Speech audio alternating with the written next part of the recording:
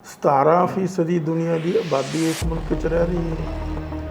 2% सिर्फ land mass है, 4.2% portable water है।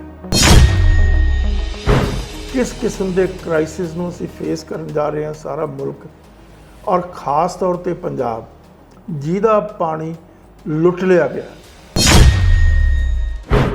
ਸਾਰੇ ਦੇ ਸਾਰੇ ਜਿਹੜੇ ਚੀਫ ਮਿਨਿਸਟਰ ਆ ਉਹ ਇਸੇ ਕਰਕੇ ਗੱਦੀ ਤੇ ਬੈਠੇ ਰਹੇ ਕਿ ਉਹਨਾਂ ਨੇ ਪੰਜਾਬ ਦਾ ਪਾਣੀ ਲੁਟਾਇਆ ਹੈ। ਜਿਹੜੇ ਹਰਜੋਤ ਬੈਂਸ ਸਪੋਕਸਮੈਨ ਸੀ ਇਸੇ ਇਸ਼ੂ ਦੇ ਉੱਤੇ, ਉਹਨੇ ਕਿਹਾ ਇੱਕ ਹੋਰ ਟ੍ਰਿਬਿਊਨਲ ਬਣਨਾ ਚਾਹੀਦਾ।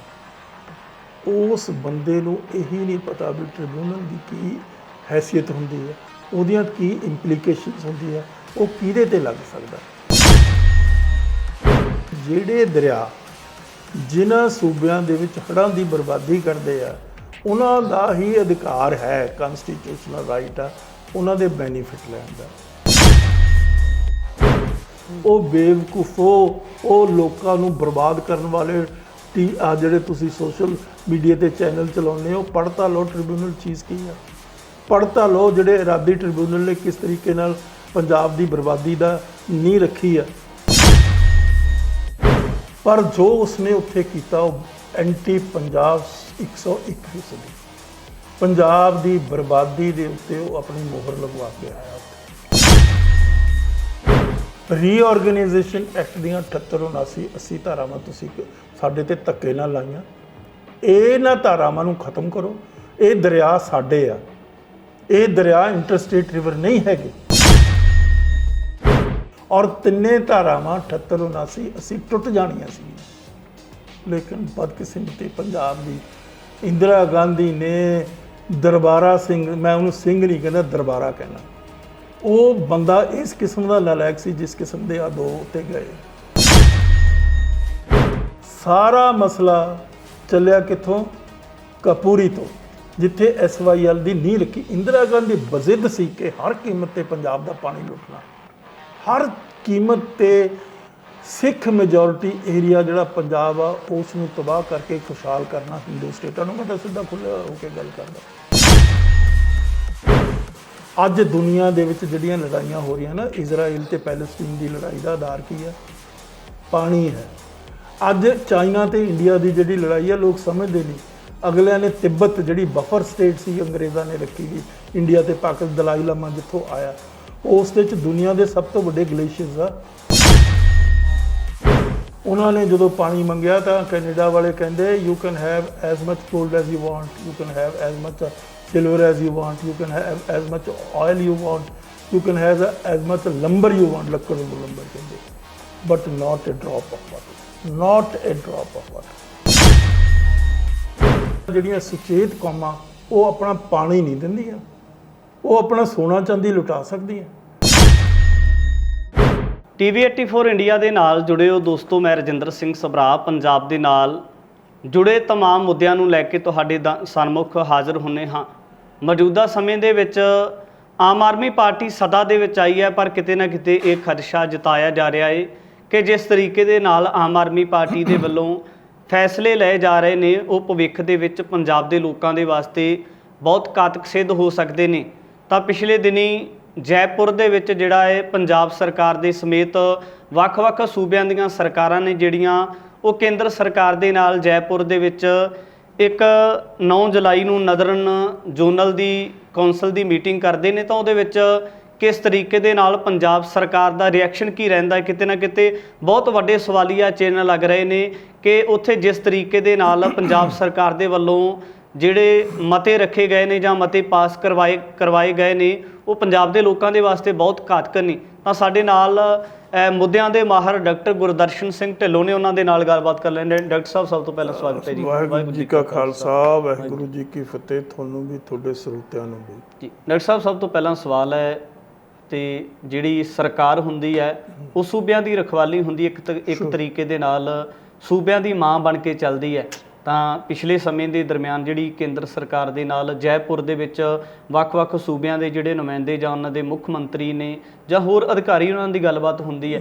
ਤਾਂ ਪੰਜਾਬ ਸਰਕਾਰ ਦੇ ਵੱਲੋਂ ਵਿੱਤ ਮੰਤਰੀ ਹਰਪਾਲ ਸਿੰਘ ਚੀਮਾ ਜਾਂਦੇ ਨੇ, ਹਰਜੋਤ ਸਿੰਘ ਬੈਂਸ ਜਾਂਦੇ ਨੇ, ਹੋਰ तमाम ਲੀਡਰ ਜਾਂਦੇ ਨੇ, ਪਰ ਉੱਥੇ ਕਿਸ ਤਰੀਕੇ ਦੀ ਜਿਹੜੀ ਰੂਪਰੇਖਾ ਰਹੀ? ਦੇਖੋ, ਇਹ ਬਹੁਤ ਅਹਿਮ ਮੀਟਿੰਗ ਸੀ। ਇਹ ਇੱਕ ਆਫੀਸ਼ੀਅਲ ਮੀਟਿੰਗ ਸੀ ਜਿਹੜੀ ਬੜੀ ਇੰਪੋਰਟੈਂਟ ਸੀ। ਇੰਟਰ ਸਟੇਟ ਡਿਸਪਿਊਟਸ ਜੋ ਵੀ ਚੱਲ ਰਹੇ ਆ ਇਸ ਰੀਜਨ ਦੇ ਵਿੱਚ, ਜਾਂ ਜਿਹੜੀਆਂ ਉਹ ਸੂਬੇ ਦੀਆਂ ਪਰਟੀਕੂਲਰ ਇਸ਼ੂਜ਼ ਹੈਗੇ ਉਹਨਾਂ ਨੂੰ ਉਠਾਉਣ ਦਾ ਮੁੱਦਾ ਸੀਗਾ। ਲੇਕਿਨ ਅਨਫੋਰਚੂਨੇਟਲੀ ਪੰਜਾਬ ਦੀ ਜਿਹੜੀ ਰਿਪਰੈਜ਼ੈਂਟੇਸ਼ਨ ਆ ਉਹ ਹਰਜੋਤ ਬੈਂਸ ਨੇ ਕੀਤੀ ਹੈ ਅਤੇ ਹਰਪਾਲ ਚੀਮਾ ਨੇ ਕੀਤੀ ਹੈ। ਜਿੱਥੇ ਕਿ ਹਰਿਆਣੇ ਦੀ ਰਿਪਰੈਜ਼ੈਂਟੇਸ਼ਨ ਆ ਉੱਥੇ ਦੇ ਚੀਫ ਮਿਨਿਸਟਰ ਖੱਟਰ ਨੇ ਕੀਤੀ ਹੈ। ਰਾਜਸਥਾਨ ਦੀ ਜਿਹੜੀ ਰਿਪਰੈਜ਼ੈਂਟੇਸ਼ਨ ਆ ਉਹ ਕੀਤੀ ਹੈ ਉੱਥੇ ਦੇ ਮੁੱਖ ਮੰਤਰੀ ਨੇ, ਗਹਿਲੋਤ ਨੇ। ਹਿਮਾਚਲ ਦੀ ਰਿਪਰੈਜ਼ੈਂਟੇਸ਼ਨ ਕੀਤੀ ਹੈ ਹਿਮਾਚਲ ਦੇ ਚੀਫ ਮਿਨਿਸਟਰ ਨੇ। ਚੰਡੀਗੜ੍ਹ ਯੂਟੀ ਦੀ ਰਿਪਰੈਜ਼ੈਂਟੇਸ਼ਨ ਕੀਤੀ ਹੈ ਇੱਥੇ ਦੇ ਗਵਰਨਰ ਨੇ। ਜੰਮੂ ਕਸ਼ਮੀਰ ਦੀ ਰਿਪਰੈਜ਼ੈਂਟੇਸ਼ਨ ਕੀਤੀ ਹੈ ਜੰਮੂ ਕਸ਼ਮੀਰ ਦੇ ਗਵਰਨਰ ਨੇ। ਇਸੇ ਤਰੀਕੇ ਦੇ ਨਾਲ ਜਿਹੜਾ ਲਦਾਖ ਆ ਉਹਦਾ ਗਵਰਨਰ ਵੀ ਆਇਆ। ਇਸ ਮੀਟਿੰਗ ਦੀ ਬਹੁਤ ਬੜੀ ਅਹਿਮੀਅਤ ਸੀ, ਪਰ ਇਸ ਨੂੰ ਜਿਸ ਮਤਲਬ ਲਾਈਟਲੀ ਢੰਗ ਦੇ ਨਾਲ ਲਿਆ ਗਿਆ ਪੰਜਾਬ ਸਰਕਾਰ ਵੱਲੋਂ, ਬਹੁਤ ਹੀ ਮੰਦਭਾਗਾ, ਅਨਫੋਰਚੂਨੇਟ ਹੈ।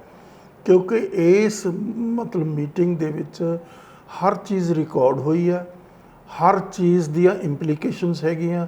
ਔਰ ਖ਼ਾਸ ਤੌਰ 'ਤੇ ਸਾਡੇ ਜਿਹੜਾ ਇਹ ਕਿੱਤਾ, ਸਾਡੇ ਨਾਲ ਜੋ ਪਾਣੀਆਂ ਦੇ ਮੁੱਦੇ 'ਤੇ ਕਿਸ ਕਿਸਮ ਦੀ ਅਨਕਨਸਟੀਟਿਊਸ਼ਨੈਲਿਟੀ ਹੋਈ ਆ, ਉਸ ਦਾ ਮੁੱਦਾ ਬਹੁਤ ਨਾਦਾਨੀ ਦੇ ਨਾਲ, ਬਹੁਤ ਗਲਤੀ ਦੇ ਨਾਲ ਉੱਥੇ ਪੇਸ਼ ਕੀਤਾ ਗਿਆ। ਹਰਿਆਣਾ ਦੇ ਜਿਹੜੇ ਮੁੱਖ ਮੰਤਰੀ ਮਨੋਹਰ ਲਾਲ ਖੱਟਰ ਨੇ ਉਹ ਲਾਹਾ ਲੈਂਦੇ ਨੇ, ਤੇ ਕੀ ਮੰਨਦੇ ਹੋ ਕਿ ਜਿਹੜੀ ਪੰਜਾਬ ਸਰਕਾਰ ਹੈ ਨੁਕਸਾਨ ਹੋਇਆ ਉਹਨਾਂ ਨੂੰ? ਉਹਨਾਂ ਨੇ ਬਹੁਤ ਢੰਗ ਦੇ ਨਾਲ ਉਸ ਗੱਲ ਦੀ ਗਹਿਰਾਈ ਨੂੰ ਸਮਝਦੇ ਹੋਏ ਆਪਣਾ SYL ਦਾ ਮੁੱਦਾ ਉੱਥੇ ਉਠਾਇਆ। ਤੇ ਉਸ SYL ਦੇ ਮੁੱਦੇ ਦੇ ਵਿਰੋਧ ਦੇ ਵਿੱਚ ਇਹਨਾਂ ਨੂੰ ਚਾਹੀਦਾ ਸੀ ਕਿ ਸਿੱਧੇ ਤੌਰ 'ਤੇ ਜਿਹੜੀਆਂ ਰੀਆਰਗੇਨਾਈਜੇਸ਼ਨ ਐਕਟ ਦੀਆਂ 3 ਕਲੌਜ਼ਸ ਆ ਉਹਨੂੰ ਅਨਲ ਕਰਵਾਉਣਾ ਦਾ ਮੁੱਦਾ ਉਠਾਉਣਾ ਚਾਹੀਦਾ ਸੀ, ਜਿਨ੍ਹਾਂ ਦੇ ਮੁਤਾਬਕ, ਜਿਨ੍ਹਾਂ ਕਲੌਜ਼ਸ ਦੇ ਮੁਤਾਬਕ, ਧਾਰਾਵਾਂ ਦੇ ਮੁਤਾਬਕ ਪੰਜਾਬ ਦਾ ਜਿਹੜਾ ਕਨਸਟੀਟਿਊਸ਼ਨਲ ਰਾਈਟ ਆ ਪੰਜਾਬ ਦੇ ਦਰਿਆਵਾਂ 'ਤੇ ਉਹ ਖਤਮ ਕਰ ਦਿੱਤਾ ਗਿਆ। ਤਾਂ ਹੋਇਆ ਕੀ ਬਦਕਿਸਮਤੀ ਦੇ ਨਾਲ ਕਿ ਹਰਜੋਤ ਬੈਂਸ, ਜਿਸ ਨੂੰ ਕਿਸੇ ਗੱਲ ਦੀ ਸਮਝ ਨਹੀਂ, ਕਿਸੇ ਗੱਲ ਦੀ ਗਹਿਰਾਈ ਤੱਕ ਉਹ ਜਾ ਨਹੀਂ ਸਕਿਆ। ਮੁੱਦਾ ਬਹੁਤ ਕੰਪਲੀਕੇਟਡ ਹੈ। ਇਹ ਮੁੱਦਾ ਕਨਸਟੀਟਿਊਸ਼ਨਲ ਆ, ਇਸ ਦੀ ਬਹੁਤ ਬੜੀ ਗਹਿਰਾਈ ਆ। ਪਹਿਲਾਂ ਤਾਂ ਇਹ ਆ, ਪਹਿਲਾਂ ਇਸ ਨੂੰ ਡਿਟੇਲ 'ਚ ਜਾਣ ਤੋਂ ਪਹਿਲਾਂ ਆਪਾਂ ਇਹ ਡਿਸਕਸ ਕਰ ਲਈਏ ਵੀ ਪਾਣੀ ਦੀ ਕੀ ਮਹੱਤਤਾ ਹੈ ਅੱਜ ਦੇ ਯੁੱਗ ਦੇ ਵਿੱਚ। ਜਿਹੜਾ ਸਾਡਾ ਮੁਲਕ ਆ ਨਾ ਹਿੰਦੁਸਤਾਨ, ਉਹਦੀ ਟੋਟਲ ਆਬਾਦੀ ਆ ਜਿਹੜੀ ਉਹ ਦੁਨੀਆ ਦੀ ਆਬਾਦੀ ਦਾ 17% ਹੈ। ਜਿਹੜੀ ਲੈਂਡ ਮਾਸ ਆ ਸਾਡੇ ਕੋਲ, ਟੈਰੀਟਰੀ, ਜ਼ਮੀਨ ਜਿਹਨੂੰ ਕਿ ਤੁਸੀਂ ਕਹਿ ਲਓ ਪੰਜਾਬੀ ਦੇ ਵਿੱਚ, ਉਹ 2% ਆ। ਸਾਰੀ ਦੁਨੀਆ ਦੀ ਜ਼ਮੀਨ ਦਾ 2% ਸਾਡੇ ਕੋਲ ਆ। ਉਸ ਤੋਂ ਇਲਾਵਾ ਕੀ ਹੈ ਕਿ ਜਿਹੜਾ ਮਤਲਬ ਪਾਣੀ ਅਵੇਲੇਬਲ ਆ, ਪੋਰਟੇਬਲ ਵਾਟਰ ਨੂੰ ਅੰਗਰੇਜ਼ੀ 'ਚ ਕਹਿੰਦੇ ਆ, ਪੀਣ ਯੋਗ ਅਤੇ ਖੇਤੀਯੋਗ ਪਾਣੀ ਜਿਹੜਾ ਹੁੰਦਾ, ਜਿਹਦੇ ਨਾਲ ਜੀਵ ਜੰਤੂ, ਫਲ ਬੂਟੇ, ਫਸਲਾਂ ਅਤੇ ਇਨਸਾਨੀਅਤ ਦੀ ਜਿਹੜੀ ਇਨਸਾਨ ਦੀ ਜਿਉਣਾ ਹੈ ਉਸ ਚੀਜ਼ 'ਤੇ ਨਿਰਭਰ ਹੈਗਾ। ਤਾਂ ਉਹ ਸਾਡੇ ਕੋਲ, ਸਾਰੇ ਮੁਲਕ ਦੇ ਕੋਲ 4.2% ਆ। ਮੈਂ ਫਿਰ ਰਿਪੀਟ ਕਰ ਰਿਹਾ, 17% ਦੁਨੀਆ ਦੀ ਆਬਾਦੀ ਇਸ ਮੁਲਕ 'ਚ ਰਹਿ ਰਹੀ ਹੈ। 2% ਸਿਰਫ ਲੈਂਡ ਮਾਸ ਆ, 4.2% ਪੋਰਟੇਬਲ ਵਾਟਰ ਹੈ। ਔਰ ਉਹ ਘਟਦਾ ਜਾ ਰਿਹਾ ਦਿਨ ਬ ਦਿਨ, ਆਬਾਦੀ ਵੱਧਦੀ ਜਾ ਰਹੀ ਆ।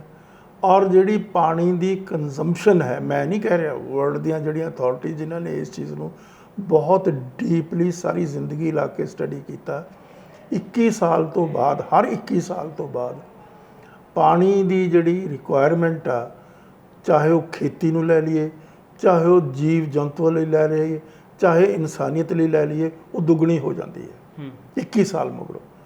ਤਾਂ ਅਸੀਂ ਕਿਸ ਵਿਵਸਥਾ ਵਿੱਚ ਦੀ ਲੰਘ ਰਹੇ ਹਾਂ, ਕਿਸ ਕਿਸਮ ਦੇ ਕ੍ਰਾਈਸਿਸ ਨੂੰ ਅਸੀਂ ਫੇਸ ਕਰਨ ਜਾ ਰਹੇ ਹਾਂ ਸਾਰਾ ਮੁਲਕ, ਔਰ ਖ਼ਾਸ ਤੌਰ 'ਤੇ ਪੰਜਾਬ, ਜਿਹਦਾ ਪਾਣੀ ਲੁੱਟ ਲਿਆ ਗਿਆ, ਜਿਹਦਾ ਪਾਣੀ ਪੋਲੀਟੀਕਲ ਲੈਵਲ ਦੇ ਉੱਤੇ ਸਾਡੇ ਜਿਹੜੇ ਲੀਡਰ ਆ ਉਹਨਾਂ ਨੇ ਆਪਣੀਆਂ ਬੇਈਮਾਨੀਆਂ ਲਈ, ਪੰਜਾਬ ਨੂੰ ਲੁੱਟਣ ਲਈ, ਆਪਣਾ ਮਤਲਬ ਬਹੁਤ ਸਾਰਾ ਸਰਮਾਇਆ ਬਣਾਉਣ ਦੇ ਲਈ ਸੈਂਟਰ ਨੇ ਉਹਨਾਂ ਨੂੰ ਖੁੱਲ੍ਹ ਦਿੱਤੀ। ਕੈਰੋਂ ਤੋਂ ਲੈ ਕੇ ਹੁਣ ਤੱਕ ਦੀ ਆਹੀ ਸਥਿਤੀ ਆ ਭਗਵੰਤ ਮਾਨ ਨੂੰ ਵਿੱਚ ਪਾ ਕੇ।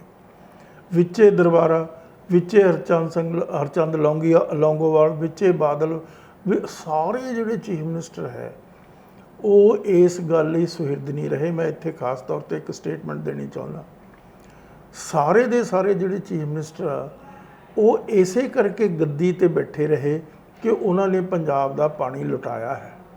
ਪੰਜਾਬ ਦੀ ਬਹੁਤ ਵੱਡੀ ਵਡਮੁੱਲੀ ਜਾਇਦਾਦ ਜਿਹੜੀ ਕੁਦਰਤ ਨੇ ਸਾਨੂੰ ਦਿੱਤੀ ਸੀ ਅਸੀਂ ਲੁਟਾ ਚੁੱਕੇ।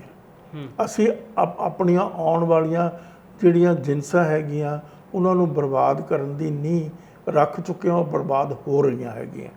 ਤੋ ਇਸ ਮੁੱਦੇ ਦੇ ਉੱਤੇ ਗੱਲ ਕਰਨੀ ਬਹੁਤ ਲਾਜ਼ਮੀ ਸੀ।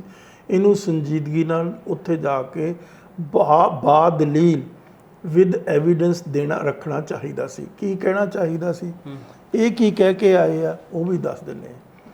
ਇਹ ਕਹਿ ਕੇ ਆਏ ਆ ਜਿਹੜੇ ਹਰਜੋਤ ਬੈਂਸ ਸਪੋਕਸਮੈਨ ਸੀ ਇਸੇ ਇਸ਼ੂ ਦੇ ਉੱਤੇ, ਉਹਨੇ ਕਿਹਾ ਇੱਕ ਹੋਰ ਟ੍ਰਿਬਿਊਨਲ ਬਣਨਾ ਚਾਹੀਦਾ। ਉਸ ਬੰਦੇ ਨੂੰ ਇਹੀ ਨਹੀਂ ਪਤਾ ਵੀ ਟ੍ਰਿਬਿਊਨਲ ਦੀ ਕੀ ਹੈਸੀਅਤ ਹੁੰਦੀ ਆ, ਉਹਦੀਆਂ ਕੀ ਇੰਪਲੀਕੇਸ਼ਨਸ ਹੁੰਦੀ ਆ, ਉਹ ਕਿਹਦੇ ਤੇ ਲੱਗ ਸਕਦਾ। ਜਿਹੜਾ ਟ੍ਰਿਬਿਊਨਲ ਹੈ, ਮੈਂ ਤੁਹਾਨੂੰ ਦੱਸਣਾ ਚਾਹੁੰਦਾ, ਜਦੋਂ ਕਨਸਟੀਟਿਊਸ਼ਨ ਬਣਿਆ 1950 ਦੇ ਵਿੱਚ, ਜਿਹੜੇ ਇਹ ਕਨਸਟੀਟਿਊਸ਼ਨ ਬਣਾਉਣ ਵਾਲੇ ਸੀ ਉਹਨਾਂ ਨੂੰ ਇਸ ਗੱਲ ਦਾ ਪਤਾ ਨਹੀਂ ਸੀ ਵੀ ਰਿਵਰਸ ਜਿਹੜੇ ਹੈਗੇ ਆ ਉਹਨਾਂ ਤੇ ਝਗੜੇ ਛਿੜਨਗੇ, ਦਰਿਆਵਾਂ ਦੇ ਪਾਣੀਆਂ ਦੇ ਉੱਤੇ ਝਗੜੇ ਛਿੜਨਗੇ, ਇਸ ਗੱਲ ਦਾ ਉਹਨਾਂ ਨੂੰ ਅਹਿਸਾਸ ਨਹੀਂ ਸੀ।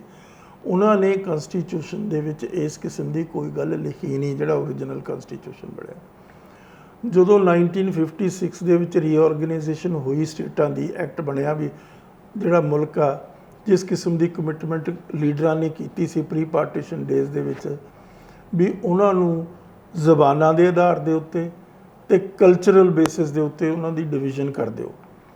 ਤੋਂ ਡਿਵੀਜ਼ਨ ਤੋਂ ਬਾਅਦ ਝਗੜੇ ਸ਼ੁਰੂ ਹੋ ਗਏ। ਝਗੜੇ ਪਾਣੀਆਂ, ਦਰਿਆਈ ਪਾਣੀਆਂ ਦੀ ਵੰਡ ਦੇ ਉੱਤੇ ਝਗੜੇ ਹੋ ਗਏ।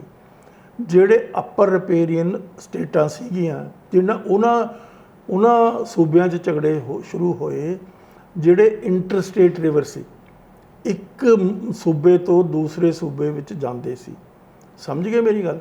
ਲੇਕਿਨ ਮਤਲਬ ਜਿਹੜੇ ਸਿੰਗਲ ਸਟੇਟ ਰਿਵਰ ਆ ਉਹਨਾਂ 'ਤੇ ਕੋਈ ਝਗੜਾ ਹੋ ਨਹੀਂ ਸੀ ਸਕਦਾ। ਉਹ ਝਗੜਾ ਇਸ ਕਰਕੇ ਨਹੀਂ ਸੀ ਹੋ ਸਕਦਾ ਕਿਉਂਕਿ ਦੂਜੇ ਸੂਬੇ 'ਚੋਂ ਜਾਂਦੇ ਹੀ ਨਹੀਂ। ਇੱਕ ਬੇਸਿਕ ਨੈਚੁਰਲ ਪ੍ਰਿੰਸੀਪਲ ਹੈ ਇਸ ਜਿਹੜਾ ਇਹ ਲਾਅ ਹੈ, ਜਿਹੜਾ ਇੰਡੀਆ 'ਚ ਬੜੀ ਫੋਰਸਫੁਲੀ ਐਪਲੀਕੇਬਲ ਕੀਤਾ ਗਿਆ ਬਾਅਦ ਦੇ ਵਿੱਚ, ਤਾਂ ਉਹਦੇ ਵਿੱਚ ਇਹ ਹੈ ਵੀ ਜਿਹੜੇ ਦਰਿਆ ਜਿਨ੍ਹਾਂ ਸੂਬਿਆਂ ਦੇ ਵਿੱਚ ਹੜ੍ਹਾਂ ਦੀ ਬਰਬਾਦੀ ਕਰਦੇ ਆ ਉਹਨਾਂ ਦਾ ਹੀ ਅਧਿਕਾਰ ਹੈ, ਕਨਸਟੀਟਿਊਸ਼ਨਲ ਰਾਈਟ ਆ ਉਹਨਾਂ ਦੇ ਬੈਨੀਫਿਟ ਲੈਣ ਦਾ। ਹੁਣ ਮੈਂ ਪੁੱਛਣਾ ਚਾਹੁੰਦਾ, ਜਿਹੜੇ ਇਹ ਦੋਨੇ ਕਾਰਨਕੁਨ ਉੱਥੇ ਗਏ ਸੀ ਕਿ ਕੀ ਪੰਜਾਬ ਦੇ ਦਰਿਆ ਹਰਿਆਣਾ, ਰਾਜਸਥਾਨ ਜਾਂ ਦਿੱਲੀ ਦੇ 1 ਵੀ ਇੰਚ ਨੂੰ ਨੁਕਸਾਨ ਪਹੁੰਚਾਉਂਦੇ ਆ?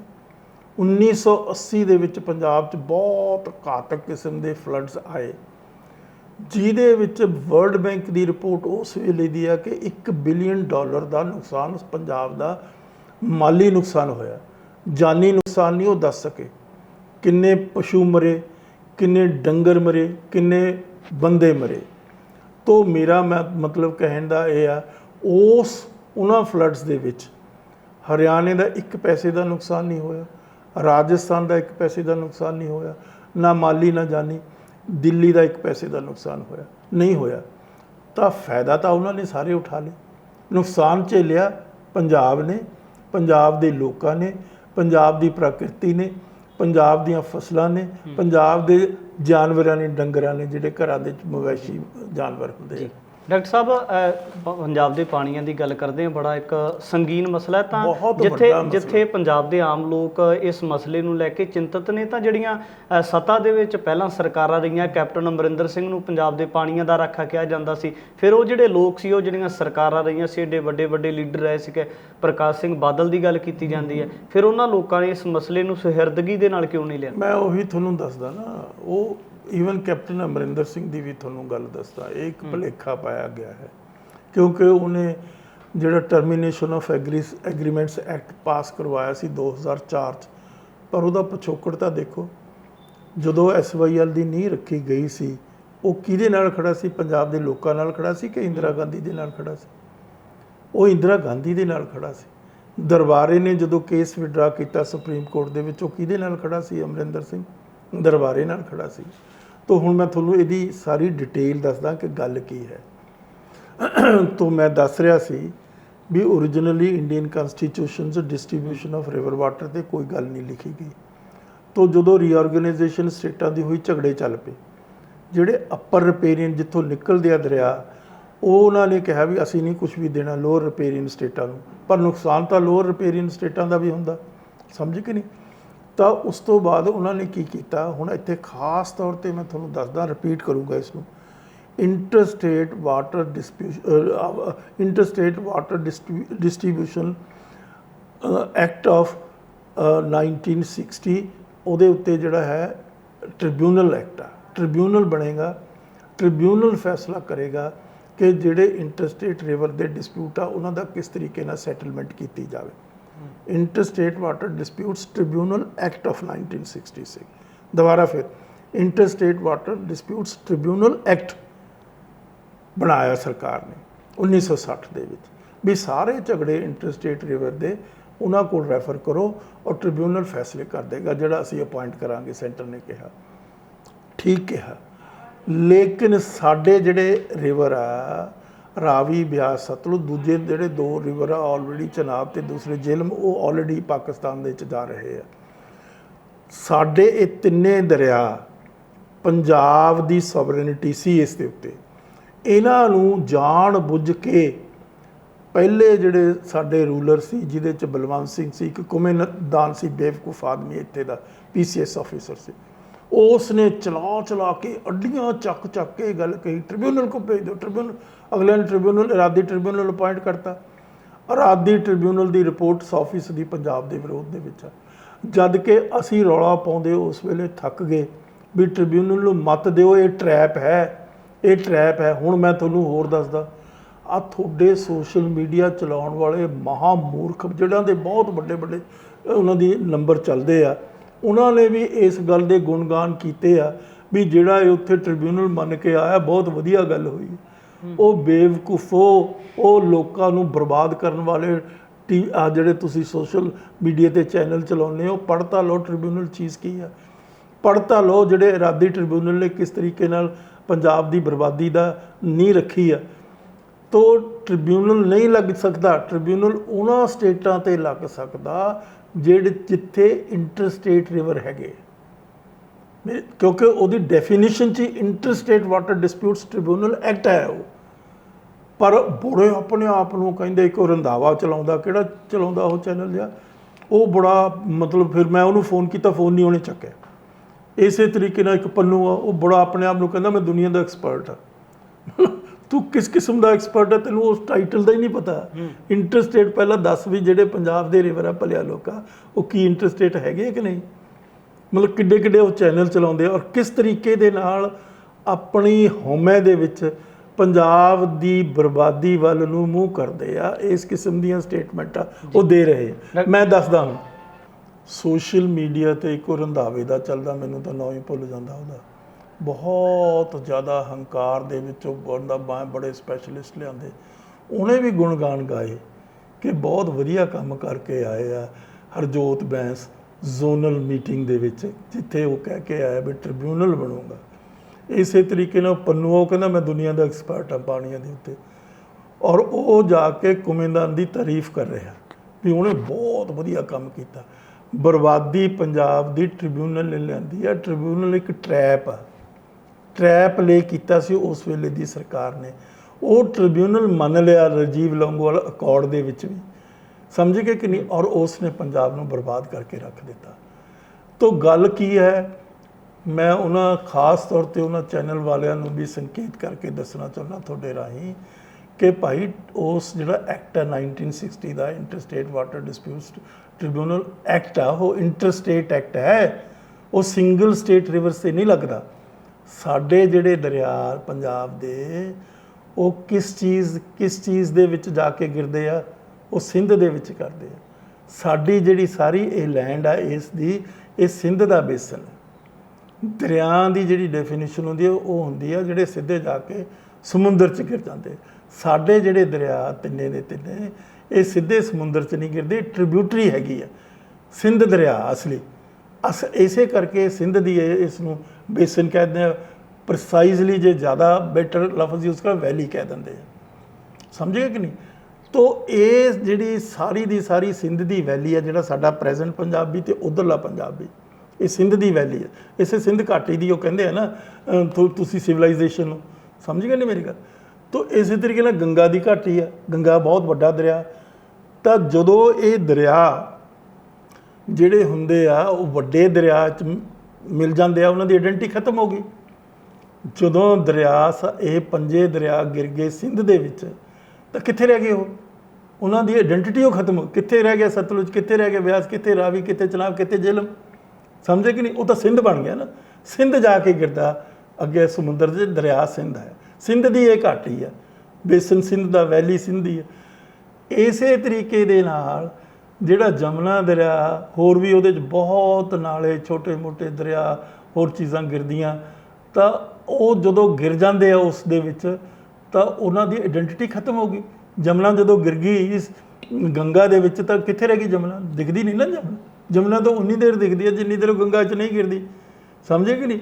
ਤਾਂ ਟ੍ਰਿਬਿਊਟਰੀ ਹੈ ਗੰਗਾ ਦੀ, ਦਰਿਆ ਗੰਗਾ ਹੈ, ਕਿਉਂਕਿ ਗੰਗਾ ਆਪਣੀ ਆਇਡੈਂਟੀਟੀ ਦੇ ਨਾਲ ਸਿੱਧਾ ਬੇ ਆਫ ਬੰਗਾਲ 'ਚ ਜਾ ਕੇ ਗਿਰ ਜਾਂਦਾ। ਹੁਣ ਮੈਂ ਇੱਥੇ ਦੱਸਣਾ ਚਾਹੁੰਦਾ ਤੁਹਾਡੇ ਰਾਹੀਂ, ਮੈਂ ਤੁਹਾਡੇ ਸਰੋਤਿਆਂ ਨੂੰ ਬੇਨਤੀ ਕਰਦਾ ਕਿ ਸ਼ਾਂਤੀ ਨਾਲ ਇਸ ਗੱਲ ਨੂੰ ਸਮਝ ਲੈਣ। ਇਹਦੀ ਟੈਕਨੀਕਲਿਟੀ ਹੈ। ਇਹਨਾਂ ਦੋਨਾਂ ਬੇਸਨਾਂ ਨੂੰ, ਗੰਗਾ ਦਾ ਬੇਸਨ ਅਤੇ ਇੰਡਸ ਬੇਸਨ, ਸਿੰਧ ਦਾ ਬੇਸਨ, ਜਿਹਨੂੰ ਪੰਜਾਬੀ ਸਿੰਧ ਕਹਿ ਦਿੰਦੇ, ਸਿੰਧ ਦੇ ਇਹਨਾਂ ਦੋਨਾਂ ਬੇਸਨਾਂ ਨੂੰ ਤੋੜ ਦਿੰਦਾ ਘੱਗਰ। ਘੱਗਰ ਅਲਾਈਵ ਹੁੰਦਾ, ਉਹਦੇ 'ਚ ਪਾਣੀ ਵਗਦਾ ਹੁੰਦਾ, ਪਰ ਉਹ ਜਾ ਕੇ ਹਾਂਸੀ ਦੇ ਵਿੱਚ ਡਰਾਈ ਹੋ ਜਾਂਦਾ, ਸਮਝੇ ਕਿ ਨਹੀਂ। ਮੁੱਕ ਜਾਂਦੀ, ਉਹਦੀ ਆਇਡੈਂਟੀਟੀ ਖਤਮ ਹੋ ਜਾਂਦੀ, ਉਦੋਂ ਬਾਅਦ ਉਹ ਖਤਮ ਆ। ਉਹ ਜੇ ਉਹ ਅਲਾਈਵ ਹੁੰਦਾ ਤਾਂ ਲਾਜ਼ਮੀ ਤੌਰ 'ਤੇ ਉਹਨੇ ਸਿੰਧ 'ਚ ਗਿਰਨਾ ਸੀ, ਕਿਉਂਕਿ ਉਹਦੀ ਡਾਇਰੈਕਸ਼ਨ ਉੱਧਰ ਨੂੰ ਸੀ, ਸਮਝ ਗਏ ਮੇਰੀ ਗੱਲ। ਜੇ ਉਹ ਅਲਾਈਵ ਹੋ ਕੇ ਉੱਥੇ ਗਿਰ ਜਾਂਦਾ ਤਾਂ ਹਰਿਆਣਾ ਜਿਹੜਾ ਸੀ ਉਹਦੇ ਅਖਤਿਆਰਾਤ ਹੁੰਦੇ ਸਿੰਧ ਰਿਵਰ ਦੀ ਘਾਟੀ ਲਈ ਦੇ ਜੋ ਅਖਤਿਆਰਾਤ ਹੈ, ਇੰਡਸ ਵੈਲੀ ਦਾ ਉਹ ਪਾਰਟ ਹੁੰਦਾ। ਪਰ ਖੁਸ਼ਕਿਸਮਤੀ ਦੇ ਨਾਲ ਕਿ ਜਿਹੜਾ ਇਹ ਘੱਗਰ ਹੈ ਤੋੜ ਦਿੰਦਾ ਦੋਨਾਂ ਵੈਲੀਜ਼ ਨੂੰ, ਬ੍ਰੇਕ ਕਰ ਦਿੰਦਾ। ਸਿੰਧ ਦੀ ਜਿਹੜੀ ਵੈਲੀ ਆ ਉੱਧਰ ਰਹਿ ਜਾਂਦੀ ਆ। ਵੈਲੀ ਅਤੇ ਬੇਸਨ ਇੱਕੋ ਹੀ ਲਫ਼ਜ਼ ਆ, ਵੈਲੀ ਜ਼ਿਆਦਾ ਪ੍ਰਸਾਈਜ਼ ਆ, ਮੈਂ ਦੱਸਣਾ ਚਾਹੁੰਦਾ, ਕਨਫਿਊਜ਼ ਨਾ ਹੋ ਜਾਂਦਾ ਕਿਉਂਕਿ ਟੈਕਨੀਕਲ ਇਸ਼ੂ। ਤੋ ਜਦੋਂ ਤੁਹਾਡੇ ਲੀਡਰਾਂ ਨੇ, ਆ ਜਿਹੜੇ ਮਹਾਨ ਲੀਡਰ ਬ੍ਰੈਕਟ 'ਚ ਕਹਿ ਰਿਹਾ, ਮਹਾਨ ਲੀਡਰ ਦੋ ਗਏ ਉੱਥੇ, ਬਗੈਰ ਸਮਝੇ, ਬਗੈਰ ਪੜ੍ਹੇ, ਬਗੈਰ ਗਹਿਰਾਈ ਤੱਕ ਗਏ, ਉੱਥੇ ਕਹਿਤਾ ਟ੍ਰਿਬਿਊਨਲ ਅਪਾਇੰਟ ਕਰ ਦਿਓ। ਡਾਕਟਰ ਸਾਹਿਬ, ਹਰਜੋਤ ਬੈਂਸ ਬਾਰੇ ਕਿਹਾ ਜਾਂਦਾ ਕਿ ਉਹ ਬਹੁਤ ਵਿਦਿਅਕ ਮਾਹਰ ਹੈ, ਲਾਅ ਕੀਤਾ ਹੋਇਆ ਹੈ, ਕਾਨੂੰਨੀ ਪ੍ਰਕਿਰਿਆਵਾਂ ਬਾਰੇ ਪਤਾ ਹੈ। ਤਾਂ ਹਰਜੋਤ ਬੈਂਸ ਦੀ ਗੱਲ ਕਰੀਏ ਤਾਂ ਇਸ ਬਾਰੇ ਉਹਨਾਂ ਨੂੰ ਨੌਲੇਜ ਨਹੀਂ ਸੀ। ਅਨਪੋਲ ਵਿੱਚ ਇਸ ਤਰੀਕੇ ਦੇ ਨਾਲ ਫੈਸਲਾ ਲੈ ਆਏ ਨੇ, ਜਿਹੜਾ ਮਤਾ ਪਵਾਏ ਨੇ, ਅਤੇ ਜਾਂ ਫਿਰ ਕਹਿ ਸਕਦੇ ਹਾਂ ਕਿ ਇੱਕ ਨੀਤੀ ਤਹਿਤ ਸਾਰਾ ਕੁਝ ਹੋ ਰਿਹਾ ਹੈ। ਦੇਖੋ, ਮੈਂ ਇਸ ਬਾਰੇ ਕੁਝ ਨਹੀਂ ਕਹਿ ਸਕਦਾ, ਮੈਂ ਉਹਨੂੰ ਜਾਣਦਾ ਨਹੀਂ ਪਰਸਨਲੀ, ਮੈਂ ਉਹਨੂੰ ਕਦੇ ਮਿਲਿਆ ਨਹੀਂ। ਪਰ ਜੋ ਉਸਨੇ ਉੱਥੇ ਕੀਤਾ ਉਹ ਐਂਟੀ ਪੰਜਾਬ 101%, ਪੰਜਾਬ ਦੀ ਬਰਬਾਦੀ ਦੇ ਉੱਤੇ ਉਹ ਆਪਣੀ ਮੋਹਰ ਲਗਵਾ ਕੇ ਆਇਆ। ਉੱਥੇ ਜਿਹੜੀ ਇਹ ਗੱਲ ਕਹਿ ਕੇ ਆਇਆ, ਤੁਸੀਂ ਕਹਿੰਦੇ ਹੋ ਬਹੁਤ ਮਾਹਰ ਆ, ਉਸ ਨੂੰ ਉਹਦਾ ਟਾਈਟਲ ਹੀ ਜਿਹੜਾ ਐਕਟ ਆ, interstate water disputes tribunal act ਹੈ। ਸਾਡੇ ਦਰਿਆ ਇੰਟਰਸਟੇਟ ਨਹੀਂ ਹੈਗੇ। ਕਦੋਂ ਕਿਹੜਾ ਪੰਜਾਬ ਦਾ ਦਰਿਆ ਰਾਜਸਥਾਨ ਨੂੰ ਟੱਚ ਕਰਦਾ, ਕਿਹੜਾ ਪੰਜਾਬ ਦਾ ਦਰਿਆ ਹਰਿਆਣੇ ਨੂੰ ਟੱਚ ਕਰਦਾ, ਕਿਹੜਾ ਪੰਜਾਬ ਦਾ ਦਰਿਆ ਦਿੱਲੀ ਨੂੰ ਟੱਚ ਕਰਦਾ। ਪੰਜਾਬ ਦੇ ਦਰਿਆ ਤਾਂ ਇੱਥੋਂ ਮੁੜ ਕੇ ਸਿੱਧੇ ਪਾਕਿਸਤਾਨ ਜਾ ਕੇ ਸਿੰਧ 'ਚ ਗਿਰ ਜਾਂਦੇ। ਸਾਡਾ ਤਾਂ ਉਹਦੇ ਨਾਲ ਕੋਈ ਰਿਸ਼ਤਾ ਹੀ ਨਹੀਂ, ਸਾਡਾ ਉਹਦੇ ਨਾਲ ਕਿਸੇ ਕਿਸਮ ਦਾ ਵੀ ਕੋਈ ਰਿਲੇਸ਼ਨਸ਼ਿਪ ਨਹੀਂ। ਟੁੱਟ ਜਾਂਦਾ ਜਦੋਂ ਘੱਗਰ ਤੋੜ ਦਿੰਦਾ ਵਿਚਾਲੇ ਆ ਕੇ। ਤੋ ਇਹ ਤਾਂ ਗੱਲ ਮਤਲਬ ਜੇ ਉਹ ਇਹਨਾਂ ਜਿਸ ਤਰ੍ਹਾਂ ਤੁਸੀਂ ਕਹਿੰਦੇ ਹੋ ਪੜ੍ਹਿਆ ਲਿਖਿਆ, ਬਹੁਤ ਸੂਝਵਾਨ ਆ, ਤਾਂ ਉਹਨੂੰ ਜੋਗਰਾਫੀ ਵੀ ਤਾਂ ਦਿਖਦੀ ਆ। ਇਸ ਖਿੱਤੇ 'ਚ ਜੇ ਉਹ ਰਹਿੰਦਾ ਤਾਂ ਉਹਨੂੰ ਇਸ ਗੱਲ ਦੀ ਸਮਝ ਤਾਂ ਹੋਣੀ ਚਾਹੀਦੀ ਆ ਵੀ ਇਹ ਦਰਿਆ ਕਿੱਧਰ ਨੂੰ ਜਾਂਦੇ ਆ, ਕਿਹਦੇ ਦਰਿਆ ਹੈ, ਦਰਿਆ ਕਿਹਦੀ ਬਰਬਾਦੀ ਕਰਦੇ ਆ। ਤੁਸੀਂ ਹਰਜੋਤ ਬੈਂਸ ਦੀਆਂ ਬੜੀਆਂ ਤਾਰੀਫਾਂ ਕਰਦੇ ਹੋ। ਇਸੇ ਤਰੀਕੇ ਨਾਲ ਉਹ ਪੰਨੂ ਨੇ ਬੜੇ ਪੁਲ ਬੰਨੇ ਆ, ਇਸੇ ਤਰੀਕੇ ਨਾਲ ਉਹ ਜਿਹੜਾ ਰੰਧਾਵਾ ਹੈਗਾ ਉਹਨੇ ਬੜੇ ਪੁਲ ਬੰਨੇ, ਬੜੀਆਂ ਸੋਹਣੀਆਂ ਪੱਗਾਂ ਬਣ ਕੇ ਬੈਠਦਾ। ਅਕਲ ਦਾ ਖਾਨਾ ਖਾਲੀ ਆ, ਪੱਗ ਦੇ ਹੇਠਾਂ ਅਕਲ ਚਾਹੀਦੀ ਆ। ਤੋ ਇਸ ਕਰਕੇ ਉਹਨਾਂ ਚੈਨਲਾਂ ਨੇ ਵੀ ਪੰਜਾਬ ਦੀ ਬਰਬਾਦੀ ਦੀ मतलब ਸਪੋਰਟ ਕੀਤੀ ਹੈ। ਮੈਂ ਇਹ ਗੱਲ ਖੁੱਲ੍ਹ ਕੇ ਕਹਿ ਰਿਹਾ, ਵਿਦਆਊਟ ਹੈਜ਼ੀਟੇਸ਼ਨ ਕਹਿ ਰਿਹਾ, ਕਿਉਂਕਿ ਉਹਨਾਂ ਦੋਨਾਂ ਗਿਆਨ ਸੋ ਕਾਲਡ ਗਿਆਨਵਾਨ, ਮੈਂ ਬ੍ਰੈਕਟ 'ਚ ਕਹਿ ਰਿਹਾ ਗਿਆਨਵਾਨ, ਉਹਨਾਂ ਨੇ ਇਤਨੀ ਬੇਵਕੂਫੀ ਕੀਤੀ ਹੈ ਜਿਸ ਦਾ ਤੁਸੀਂ ਅੰਦਾਜ਼ਾ ਹੀ ਨਹੀਂ ਲਾ ਸਕਦੇ। ਜੇ ਉਹਨਾਂ 'ਚ ਕੋਈ ਸੁਹਿਰਤਾ ਹੈ, ਉਹਨਾਂ ਨੂੰ ਪਬਲਿਕਲੀ ਮਾਫੀ ਮੰਗਣੀ ਚਾਹੀਦੀ ਹੈ ਵੀ ਗੱਲ ਸਾਨੂੰ ਬਗੈਰ ਸਮਝੀ ਨਾਲ ਅਸੀਂ ਗੱਲ ਕਰ। ਫਿਰ ਕੁਮੇਦਾਨ ਦੀ ਤੁਸੀਂ ਸਪੋਰਟ ਕਰ ਰਹੇ ਵੀ ਉਸ ਵੇਲੇ ਕੁਮੇਦਾਨ, ਉਸ ਵੇਲੇ ਬਲਵੰਤ ਸਿੰਘ ਕੁਮੇਦਾਨ ਸਾਰੇ ਇੱਕੋ ਹੀ ਸੀਗੇ। ਬਲਵੰਤ ਸਿੰਘ ਕੌਣ ਸੀ ਸਾਰੀ ਦੁਨੀਆ ਜਾਣਦੀ ਹੈ, ਬਰਨਾਲਾ ਕੌਣ ਸੀ ਸਾਰੀ ਦੁਨੀਆ ਜਾਣਦੀ ਹੈ। ਅਤੇ ਜਿਹੜਾ ਰਾਜੀਵ ਲੌਂਗੋਵਾਲ ਕੌਰ ਜਿਹਦੇ 'ਚ ਤੁਸੀਂ ਟ੍ਰਿਬਿਊਨਲ ਮੰਨਿਆ ਸੀ, ਉਹਦਾ ਪਤਾ ਤੁਹਾਨੂੰ ਕੀ ਲੱਗਿਆ, ਖਮਿਆਜ਼ਾ ਕਿਸ ਤਰ੍ਹਾਂ ਭੁਗਤ ਰਿਹਾ ਪੰਜਾਬ, ਬਰਬਾਦ ਕਰ ਦਿੱਤਾ। ਤੋ ਹੋਣਾ ਕੀ ਚਾਹੀਦਾ ਸੀ, ਹੁਣ ਹੋਣਾ ਕੀ ਚਾਹੀਦਾ ਸੀ, ਜੇ ਸੂਝ ਨਾਲ ਗਏ ਹੁੰਦੇ, ਜੇ ਇਸ ਦੀ ਟੈਕਨੀਕਲਿਟੀ ਸਮਝੀ ਹੁੰਦੀ, ਜੇ ਇਸ ਦੀ ਤਹਿ ਤੱਕ ਸਮਝ ਹੁੰਦੀ, ਵਿਚਾਰ ਹੁੰਦੀ, ਉਹਨਾਂ ਨੂੰ ਚਾਹੀਦਾ ਸੀ ਵੀ ਸਾਡੇ ਨਾਲ ਅਨਕਨਸਟੀਟਿਊਸ਼ਨੈਲਿਟੀ ਹੋਈ ਹੈ। ਰੀਆਰਗੇਨਾਈਜੇਸ਼ਨ ਐਕਟ ਦੀਆਂ 78, 79, 80 ਧਾਰਾਵਾਂ ਤੁਸੀਂ ਸਾਡੇ ਤੇ ਧੱਕੇ ਨਾਲ ਲਾਈਆਂ। ਇਹਨਾਂ ਧਾਰਾਵਾਂ ਨੂੰ ਖਤਮ ਕਰੋ। ਇਹ ਦਰਿਆ ਸਾਡੇ ਆ, ਇਹ ਦਰਿਆ ਇੰਟਰਸਟੇਟ ਰਿਵਰ ਨਹੀਂ ਹੈਗੇ, ਸਾਰੀ ਦੁਨੀਆ ਨੂੰ ਦਿਖਦਾ। ਇਹ ਕੋਈ ਦੱਸਣ ਵਾਲੀ ਗੱਲ ਆ, ਇਹ ਕੋਈ ਸਮਝਣ ਵਾਲੀ ਗੱਲ ਆ। ਇੱਕ ਤੁਸੀਂ ਕਹਿੰਦੇ ਹੋ ਨਾ ਬੜਾ ਗਿਆਨਵਾਨ ਆ, ਬੜਾ ਸੂਝਵਾਨ ਆ, ਬੜਾ ਪੜ੍ਹਿਆ ਲਿਖਿਆ, ਕਿਹੜੀ ਪੜ੍ਹਾਈ ਆ ਇਹ ਆਮ ਜੱਟਾਂ ਨੂੰ ਪਤਾ, ਪਿੰਡ ਦੇ ਲੋਕਾਂ ਨੂੰ, ਵੀ ਪੰਜਾਬ ਦਾ ਦਰਿਆ ਕੋਈ ਰਾਜਸਥਾਨ ਤੇ ਹਰਿਆਣਾ ਜਾਂ ਦਿੱਲੀ ਦੇ ਵਿੱਚ ਟੱਚ ਨਹੀਂ ਕਰਦਾ। ਤਾਂ ਹੋਇਆ ਤੁਹਾਨੂੰ ਪਤਾ ਕੀ ਹੋਇਆ, ਰੀਆਰਗੇਨਾਈਜੇਸ਼ਨ ਹੋਈ। ਇੰਦਰਾ ਗਾਂਧੀ ਜਿਹੜੀ ਸੀ ਨਾ, ਉਸ ਦਾ ਬਾਪ ਜਿਹੜਾ ਸੀ ਜਵਾਹਰ ਲਾਲ ਨਹਿਰੂ, ਐਂਟੀ ਸਿੱਖ ਸੀ। ਉਹ ਇੰਦਰਾ ਗਾਂਧੀ ਦੀ ਇੱਕ ਆਟੋਬਾਇਓਗ੍ਰਾਫੀ ਆ, ਮਾਈ ਟਰੁੱਥ ਉਸਦਾ ਟਾਈਟਲ ਆ। ਉਹਨੂੰ ਪੜ੍ਹ ਕੇ ਦੇਖੋ ਕੀ ਲਿਖਦੀ ਹੈ ਉਹਦੇ 'ਚ, ਵੀ ਮੇਰੇ ਫਾਦਰ ਨੇ with all the might at his command, ਮੈਂ ਉਹ ਲਫ਼ਜ਼ ਕੋਟ ਕਰ ਰਿਹਾ ਜੋ ਇੰਦਰਾ ਗਾਂਧੀ ਨੇ ਲਿਖੇ ਹੋਏ ਆ, oppose the creation of Punjabi speaking state because it will make the Hindu minority ਸਫਰ ਅੰਡਰ ਦੀ ਸਿੱਖ ਮੈਜੋਰਿਟੀ। ਮਤਲਬ ਇਹ ਲਿਖੀ ਵੀ ਗੱਲ ਆ। ਹੁਣ ਜੇ ਹਰਜੋਤ ਬੈਂਸ ਪੜ੍ਹੇ ਤਾਂ ਹੀ ਹੈ ਨਾ, ਜੇ ਉਹਨੂੰ ਸਮਝੇ ਤਾਂ ਹੀ ਹੈ, ਸਮਝੇ ਕਿ ਨਹੀਂ। ਤੋ ਸਾਰੇ ਪੰਜਾਬ ਦੇ ਦਰਿਆ ਕਿਸੇ ਇਨ ਸਿੰਗਲ ਸਟੇਟ ਰਿਵਰ ਆ, ਉਹਦੇ 'ਤੇ ਜਿਹੜੀ ਇੰਡੀਅਨ ਗਵਰਨਮੈਂਟ ਆ ਉਹਦਾ 1% ਵੀ ਕੰਟਰੋਲ ਨਹੀਂ। ਉਹਦੀ ਟੋਟਲ ਸੋਵਰੇਨਿਟੀ ਆਰਟੀਕਲ 163 ਆ, 284 ਬ੍ਰੈਕਟ ਦੇ ਵਿੱਚ 3, ਉਹ 2 ਆਰਟੀਕਲ ਆ ਇੰਡੀਅਨ ਕਨਸਟੀਟਿਊਸ਼ਨ ਦੇ, ਜਿਹੜੇ ਟੋਟਲ ਅਧਿਕਾਰ ਦਿੰਦੇ ਆ ਸਟੇਟਾਂ ਨੂੰ।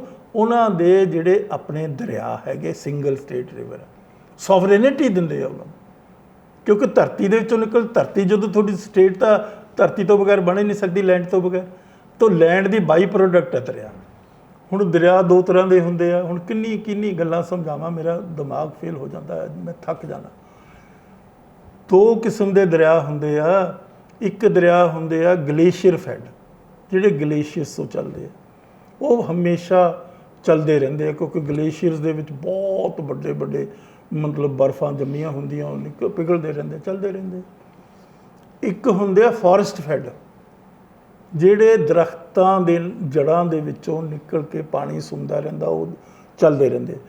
ਉਹ ਇੱਕ ਵੱਡਾ ਜਿਹੜਾ ਦਰਖਤ ਹੁੰਦਾ, ਉਹਦੀ ਇੱਕ ਕੁਆਲਿਟੀ ਹੁੰਦੀ ਹੈ ਕਿ ਉਹ ਆਪਣੀਆਂ ਜੜ੍ਹਾਂ ਦੇ ਵਿੱਚ 1000 ਲੀਟਰ ਤੋਂ 1200 ਲੀਟਰ ਤੱਕ ਪਾਣੀ ਪ੍ਰੀਜ਼ਰਵ ਕਰ ਲੈਂਦਾ ਜਦੋਂ ਬਾਰਿਸ਼ਾਂ ਹੁੰਦੀਆਂ। ਔਰ ਜਦੋਂ ਬਾਰਿਸ਼ਾਂ ਨਾ ਹੋਣ, ਉਹ ਥੋੜ੍ਹਾ ਪਾਣੀ ਛੱਡਦੇ ਰਹਿੰਦੇ ਆ, ਸਮਝੇ ਕਿ ਨਹੀਂ। ਕਦੇ ਅੱਧਾ ਲੀਟਰ ਛੱਡਤਾ, ਕਦੇ 1 ਲੀਟਰ। ਲੱਖਾਂ ਜਦੋਂ ਦਰਿਆ ਹੋਣਗੇ ਤਾਂ ਲੱਖਾਂ, ਮਤਲਬ ਸਮਝੋ ਕਿੰਨੀ ਤਾਦਾਦ ਦੇ ਵਿੱਚ ਪਾਣੀ ਚੱਲਦਾ ਰਹੂਗਾ ਉਹਨਾਂ ਦਰਿਆਵਾਂ ਦੇ ਵਿੱਚ। ਜਿੱਥੇ ਗਲੇਸ਼ੀਅਰ ਨਹੀਂ ਹੁੰਦੇ ਉੱਥੇ ਬੜੇ ਜੰਗਲ ਆ, ਐਮਾਜ਼ੋਨ ਦੇ ਜੰਗਲ ਆ ਜਿਸ ਤਰ੍ਹਾਂ, ਬਹੁਤ ਦੁਨੀਆ ਦੇ ਸਭ ਤੋਂ ਬੜੇ ਜੰਗਲ ਆ ਉਹ। ਔਰ ਉਹਨਾਂ ਜੰਗਲਾਂ ਦੇ ਵਿੱਚ ਬੜੇ ਦਰਿਆ ਚੱਲਦੇ ਆ ਜਿੱਥੇ ਆਦਮੀ ਜਾ ਨਹੀਂ ਸਕਿਆ, ਸਮਝੇ ਕਿ ਨਹੀਂ। ਜਿੱਥੇ ਬਨਸਪਤੀ ਹੈ, ਜਿੱਥੇ ਬਹੁਤ ਅਜੀਬੋ ਕਿਸਮ ਦੇ ਜਾਨਵਰ ਆ। ਤਾਂ ਮੇਰਾ ਮਤਲਬ ਮੈਨੂੰ ਉਹਦੀ ਡਿਟੇਲ 'ਚ ਜਾਣ ਦੀ ਲੋੜ ਨਹੀਂ, ਕਿਉਂਕਿ ਉਹ ਸਬਜੈਕਟ ਫਿਰ ਡਿਫਰੈਂਟ ਹੋ ਜਾਂਦਾ। ਤਾਂ ਕੀ ਹੋਇਆ, ਜਦੋਂ 3 ਧਾਰਾਵਾਂ ਪਾਤੀਆਂ 78, 79, 80, 78 ਦੇ ਨਾਲ ਪੰਜਾਬ ਦੇ ਪਾਣੀਆਂ ਦੇ ਜਿਹੜੀ ਡਿਸਟ੍ਰੀਬਿਊਸ਼ਨ ਦਾ ਕੁਐਸਚਨ ਸੀ, ਉਹ ਸੈਂਟਰ ਨੇ ਆਪਣੇ ਕੰਟਰੋਲ 'ਚ ਲੈ ਲਿਆ। ਫਿਰ 79 ਦੇ ਵਿੱਚ ਡਿਵੈਲਪਮੈਂਟ ਆਫ ਪੰਜਾਬ ਰਿਵਰ ਉਹਨਾਂ ਨੇ ਆਪਣੇ ਕੰਟਰੋਲ 'ਚ ਲਿਆ। ਜੇ ਤੁਸੀਂ ਕੱਸੀ ਬਣਾਉਣੀ ਹੈ ਤੁਸੀਂ ਨਹੀਂ ਬਣਾ ਸਕਦੇ, ਜੇ ਕੋਈ ਸੂਆ ਬਣਾਉਣਾ ਤੁਸੀਂ ਨਹੀਂ ਬਣਾ ਸਕਦੇ, ਜੇ ਤੁਸੀਂ ਮਾੜੀ ਮੋਟੀ ਆਪਣੇ ਮਤਲਬ ਕਿਸੇ ਕੱਸੀ ਦਾ ਮੋੜ ਵੀ ਮੋੜਨਾ, ਉਹਦੇ 'ਤੇ ਕੋਈ ਹੋਰ ਚੀਜ਼ ਕਰਨੀ ਹੈ, ਉਹ ਸੈਂਟਰ ਦੀ ਮਨਜ਼ੂਰੀ ਤੋਂ ਬਗੈਰ ਤੁਸੀਂ, ਕਿਉਂਕਿ ਤੁਹਾਡੇ ਕੋਲ ਖਤਮ। ਤੀਸਰੀ ਹੈਗੀ ਹੈ ਕਲੌਜ਼ 80, ਜਿਸ ਦੇ ਵਿੱਚ ਕੰਟਰੋਲ ਆਫ ਹੈਡਵਰਕਸ ਤੁਸੀਂ ਹੈਂਡਓਵਰ ਕਰ ਦਿੱਤਾ 1966 ਦੇ ਵਿੱਚ ਰੀਆਰਗੇਨਾਈਜੇਸ਼ਨ ਐਕਟ ਦੀ ਧਾਰਾ 80 ਦੇ ਮੁਤਾਬਕ। ਹੁਣ ਐਵੇਂ ਹੀ ਯੱਕੜ ਮਾਰੀ ਜਾਂਦੇ ਹੋ, ਭਾਖੜਾ ਬਿਆਸ ਮੈਨੇਜਮੈਂਟ ਬੋਰਡ ਸਾਨੂੰ ਹਿੱਸਾ ਦਿਓ, ਤੁਹਾਨੂੰ ਹਿੱਸਾ ਮਿਲ ਹੀ ਨਹੀਂ ਸਕਦਾ, ਤੁਹਾਡਾ ਅਧਿਕਾਰ ਹੀ ਨਹੀਂ ਉਸ ਦੇ ਉੱਤੇ, ਤੁਹਾਡੀ ਸੋਵਰੇਨਟੀ ਤੁਸੀਂ ਗਵਾ ਚੁੱਕੇ ਹੋ 1966 ਦੇ ਵਿੱਚ। ਤੁਹਾਡੇ ਵਰਗੇ ਮਹਾਮੂਰਖ ਲੀਡਰਾਂ ਨੇ ਉਸ ਵੇਲੇ ਇਸ ਕਿਸਮ ਦੀਆਂ ਬੇਰੁਤੀਆਂ ਕਰਕੇ ਤਬਾਹ ਕਰ ਦਿੱਤਾ ਪੰਜਾਬ ਨੂੰ, ਸਮਝੇ ਕਿ ਨਹੀਂ। ਦੋ ਕਿਸਮ ਦੇ ਜਿਹੜੇ ਮਤਲਬ ਇੱਕ ਤਾਂ ਬੇਵਕੂਫ ਲੀਡਰ ਹੋਣ, ਉਹ ਵੀ ਉਨੇ ਗੁਨਾਹਗਾਰ, ਇੱਕ ਲਾਲਚੀ ਲੀਡਰ। ਸਾਡੇ ਜਿਹੜੇ ਲੀਡਰ ਸੀ ਕੈਰੋਂ ਤੋਂ ਲੈ ਕੇ ਹੁਣ ਤੱਕ ਦੇ ਭਗਵੰਤ ਮਾਨ ਤੱਕ ਦੇ, ਉਹ ਸਾਰੇ ਬੇਈਮਾਨ ਵੀ ਆ ਔਰ ਉਹ ਸਾਰੇ ਨਾਦਾਨ ਵੀ ਆ। ਹੁਣ ਉਹਦੇ ਵਿੱਚ ਤੁਸੀਂ ਇਹਨਾਂ ਨੂੰ ਕਿੱਥੇ ਫਿਕਸ ਅਪ ਕਰਨਾ ਤੁਸੀਂ ਆਪ ਕਰ ਲਓ।